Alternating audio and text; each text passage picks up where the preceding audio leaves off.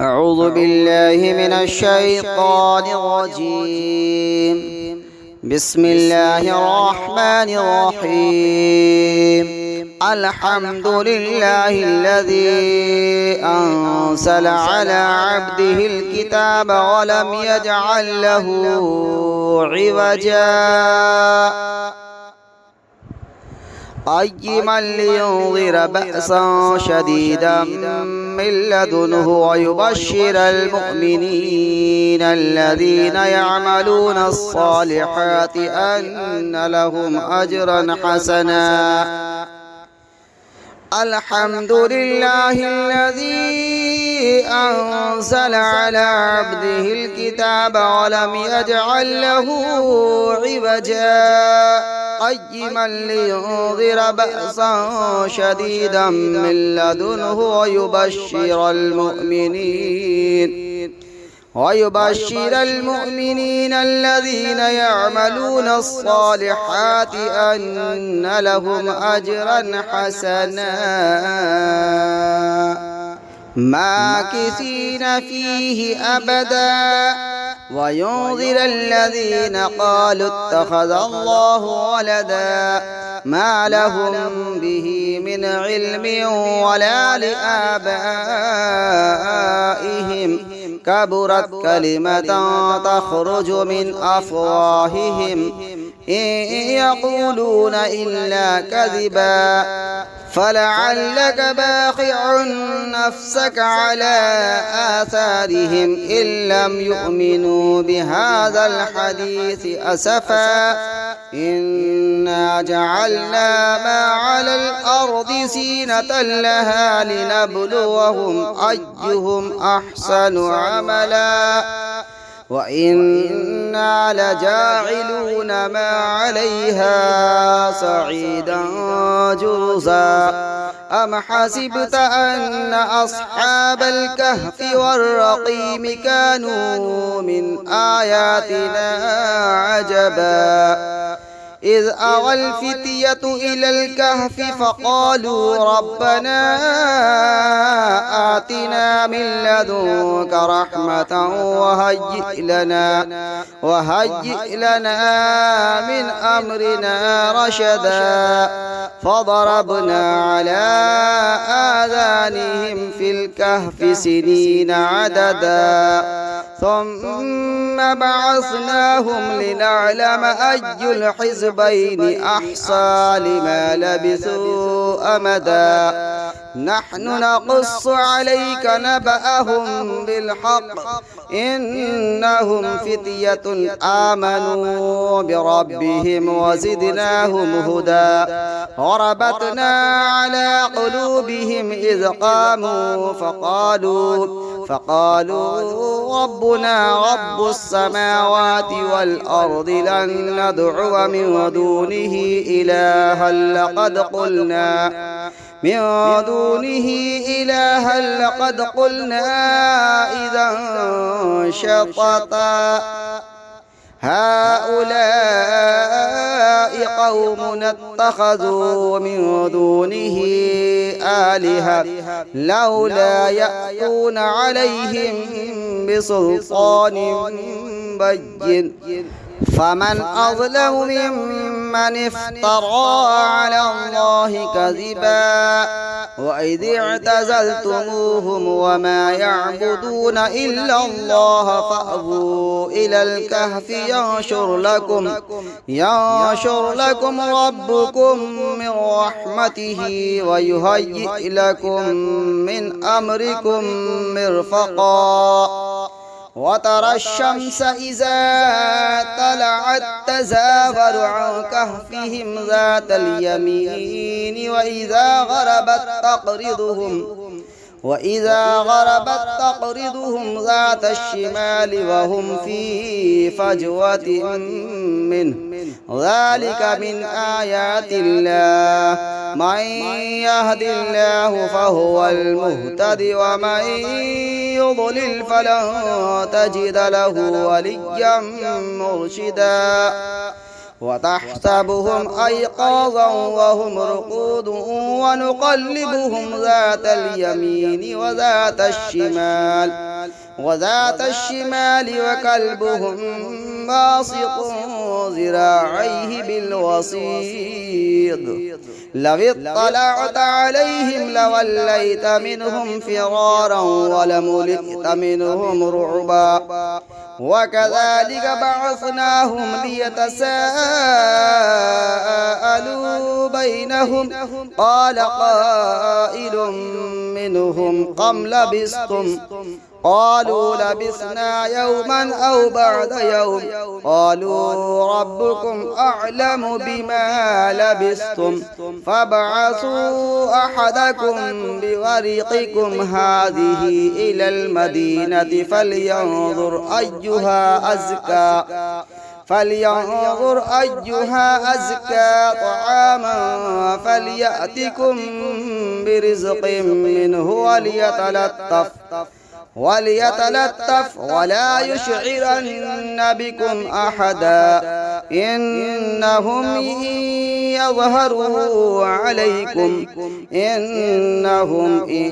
يظهروا عليكم يرجموكم أو يعيدوكم في ملتهم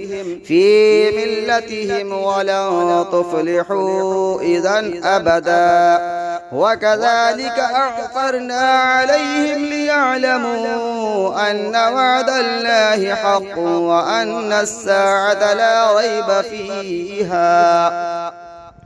إذ يتنازعون بينهم أمرهم فقالوا ابنوا عليهم بنيانا ربهم أعلم بهم قال الذين غلبوا على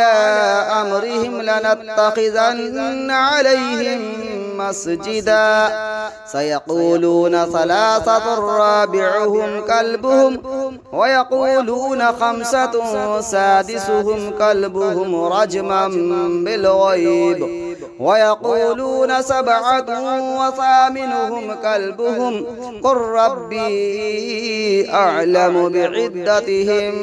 ما يعلمهم إلا قليل فلا تمار فيهم إلا مراء ظاهرا ولا تستفت فيهم منهم أحدا ولا تقولن لشيء إني فاعل ذلك غدا إلا أن يشاء الله واذكر ربك إذا نسيت وقل عسى أن يهديني ربي لأقرب من هذا رشدا ولبثوا في كهفهم 300 سنين وازدادوا 9 قل الله أعلم بما لبثوا له غيب السماوات والأرض أبصر به وأسمع ما لهم من دونه من ولي ولا يشرك في حكمه أحدا واتل ما أوحي إليك من كتاب ربك لا مبدل لكلماته ولن تجد من دونه ملتحدا واصبر نفسك مع الذين يدعون ربهم بالغداة والعشي يريدون وجهه ولا تعد عيناك عنهم تريد زينة الحياة الدنيا ولا تطع من أغفلنا قلبه عن ذكرنا واتبع هواه وكان أمره فرطا وقل الحق من ربكم فمن شاء فليؤمن ومن شاء فليكفر إنا أعتدنا للظالمين نارا أحاط بهم سرادقها وإن يستغيثوا يغاثوا بماء كالمهل يشوي الوجوه بئس الشراب وساءت مرتفقا إن الذين آمنوا وعملوا الصالحات إنا لا نضيع أجر من أحسن عملا أولئك لهم جنات عدن تجري من تحتهم الأنهار يحلون فيها من أساور من ذهب ويلبسون ثيابا خضرا من سندس واستبرق متكئين فيها على الأرائك نعم الثواب وحسنت مرتفقا واضرب لهم مثل رجلين جعلنا لأحدهما جنتين من أعناب وحففناهما بنخل وجعلنا بينهما زرعا كلتا الجنتين آتت أكلها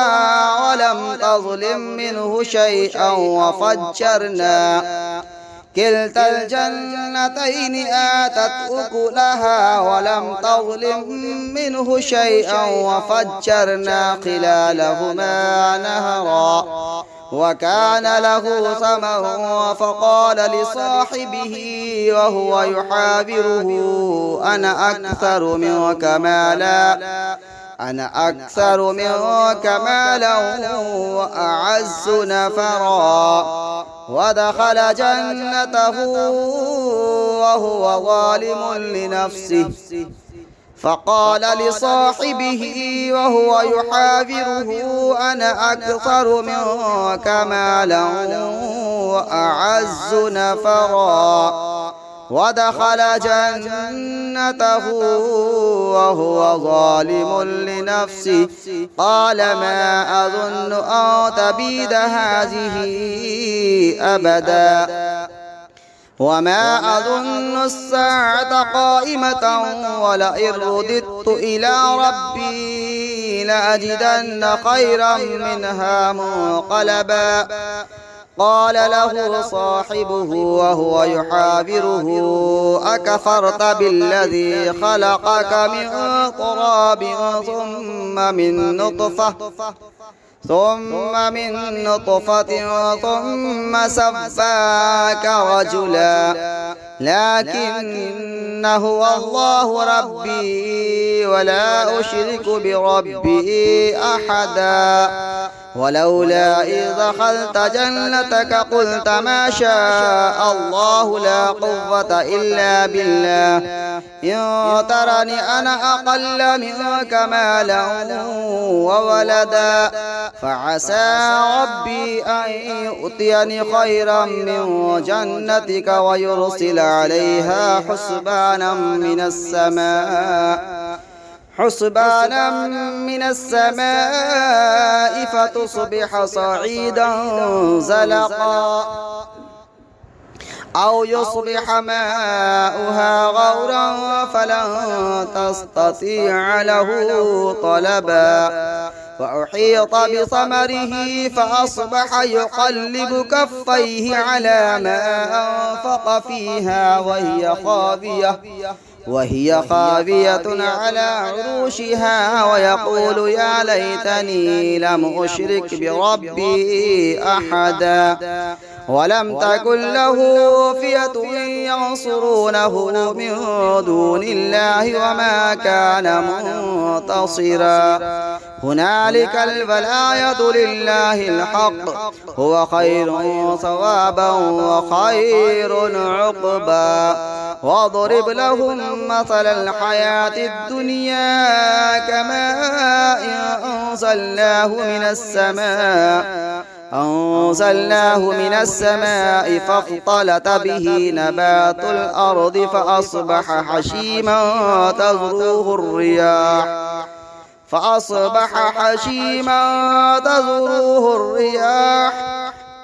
فأصبح هشيما تذروه الرياح وكان الله على كل شيء مقتدرا. المال والبنون زينة الحياة الدنيا. المال والبنون زينة الحياة الدنيا.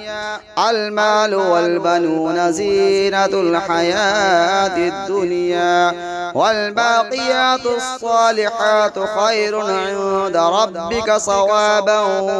وخير أملا. ويوم نصير الجبال وترى الأرض بارزة وحشرناهم فلم نغادر منهم أحدا وعرضوا على ربك صفا لقد جئتمونا كما خلقناكم أول مرة بل زعمتم أن لن نجعل لكم موعدا. ووضع الكتاب فترى المجرمين مشفقين مما فيه ويقولون يا ويلتنا ما لهذا الكتاب لا يغادر صغيرة ولا كبيرة إلا أحصاها ووجدوا ما عملوا حاضرا ولا يظلم ربك أحدا. وإذ قلنا للملائكة اسجدوا لآدم فسجدوا إلا إبليس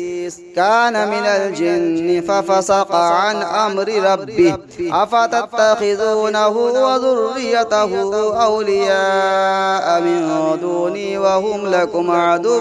بئس للظالمين بدلا. ما أشهدتم خلق السماوات والأرض ولا خلق أنفسهم وما كنت متخذ المضلين عضدا. ويوم يقول نادوا شركائي الذين زعمتم فدعوهم فلم يستجيبوا لهم وجعلنا بينهم موبقا. ورأى المجرمون النار فظنوا أنهم مواقعوها ولم يجدوا عنها مصرفا. ولقد صرفنا في هذا القرآن للناس من كل مثل وكان الإنسان أكثر شيء جدلا. وما منع الناس أن يؤمنوا إذ جاءهم الهدى ويستغفروا ربهم إلا أن تأتيهم سنة الأولين أو يأتيهم العذاب قبلا. وما نرسل المرسلين إلا مبشرين ومنذرين ويجادل الذين كفروا بالباطل ليدحضوا به الحق واتخذوا آياتي وما أنذروا هزوا. ومن أظلم ممن ذكر بآيات ربه فأعرض عنها ونسي ما قدمت يداه إنا جعلنا على قلوبهم أكنة أن يفقهوه وفي آذانهم وقرا وإن تدعوهم إلى الهدى فلن يهتدوا إذا أبدا. وربك لغفور ذو الرحمة لو يؤاخذهم بما كسبوا لعجل لهم العذاب بل لهم موعد لن يجدوا من دونه موئلا. وتلك القرى أهلكناهم لما ظلموا وجعلنا لمهلكهم موعدا. وإذ قال موسى لفتاه لا أبرح حتى أبلغ مجمع البحرين أو أمضي حقبا فلما بلغا مجمع بينهما نسيا حوتهما فاتخذ سبيله في البحر سربا فلما جاوزا قال لفتاه آتنا غداءنا لقد لقينا من سفرنا هذا نصبا. قال أرأيت إذ أوينا إلى الصخرة فإني نسيت الحوت وما أنسانيه إلا الشيطان أن أذكره واتخذ سبيله في البحر عجبا. قال ذلك ما كنا نبغي فارتد على آثارهما قصصا فوجدا عبدا من عبادنا آتيناه رحمة من عندنا وعلمناه من لدنا علما. قال له موسى هل أتبعك على أن تعلمني مما علمت رشدا؟ قال إنك لن تستطيع معي صبرا وكيف تصبر على ما لم تحط به خبرا؟ قال ستجدني إن شاء الله صابرا ولا أعصي لك أمرا. قال فإن اتبعتني فلا تسألني عن شيء حتى أحدث لك منه ذكرا. فانطلقا حتى إذا ركبا في السفينة خرقها. قال أخرقتها لتغرق أهلها لقد جئت شيئا إمرا. قال ألم أقل إنك لن تستطيع معي صبرا؟ قال لا تؤاخذني بما نسيت ولا ترهقني من أمري عسرا. فانطلقا حتى إذا لقيا غلاما فقتله. قال أقتلت نفسا زكية بغير نفس لقد جئت شيئا نكرا. قال ألم أقل لك إنك لن تستطيع معي صبرا؟ قال إن سألتك عن شيء بعدها فلا تصاحبني قد بلغت من لدني عذرا. فانطلقا حتى إذا أتيا أهل قرية استطعما أهلها فأبوا أن يضيفوهما فوجدا فيها جدارا يريد أن ينقض فأقامه. قال لو شئت لاتخذت عليه أجرا. قال هذا فراق بيني وبينك سأنبئك بتأويل ما لم تستطع عليه صبرا. أما السفينة فكانت لمساكين يعملون في البحر فأردت أن أعيبها وكان وراءهم ملك يأخذ كل سفينة غصبا. وأما الغلام فكان أبواه مؤمنين فخشينا أن يرهقهما طغيانا وكفرا فأردنا أن يبدلهما ربهما خيرا منه زكاة وأقرب رحما. وأما الجدار فكان لغلامين يتيمين في المدينة وكان تحته كنز لهما وكان أبوهما صالحا. فأراد ربك أن يبلغا أشدهما ويستخرجا كنزهما رحمة من ربك وما فعلته